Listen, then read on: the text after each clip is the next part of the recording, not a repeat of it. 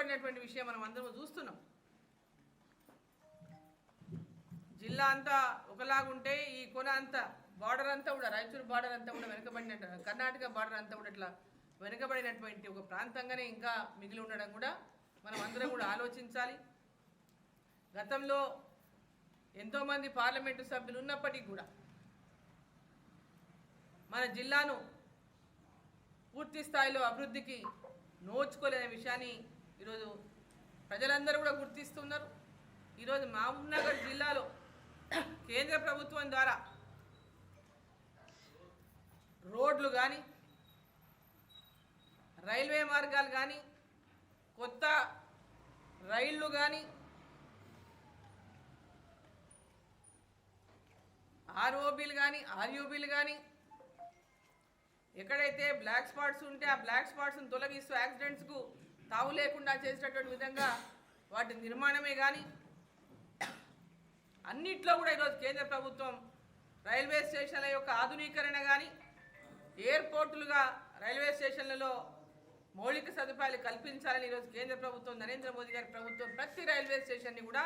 ఇవాళ ఆధునీకరిస్తున్నటువంటి విషయం కానీ, గ్రామాభివృద్ధికి, పట్టణాభివృద్ధికి కేంద్ర ప్రభుత్వం నిధులే కానీ, విద్యా వైద్య రంగంలో కేంద్ర ప్రభుత్వం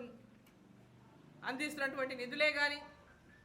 ఇన్ఫ్రాస్ట్రక్చర్కి ఈరోజు పిఎంసి స్కూల్లే కానీ, అన్ని రంగాల్లో ఈరోజు అభివృద్ధికి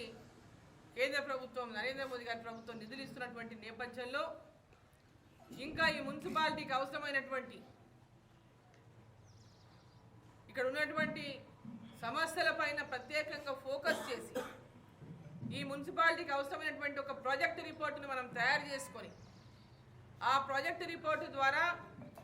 ప్రణాళికాబద్ధంగా ఈ మున్సిపాలిటీని కూడా అభివృద్ధి చేసుకోవడానికి అవకాశం ఉంటుంది. కాబట్టి ఆ అవకాశం పార్లమెంటు సభ్యురాలుగా నాకు కలిగించాలని, ఈ యొక్క మున్సిపాలిటీని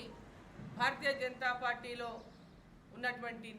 పోటీ చేస్తున్నటువంటి అభ్యర్థులందరినీ కూడా గెలిపించాలని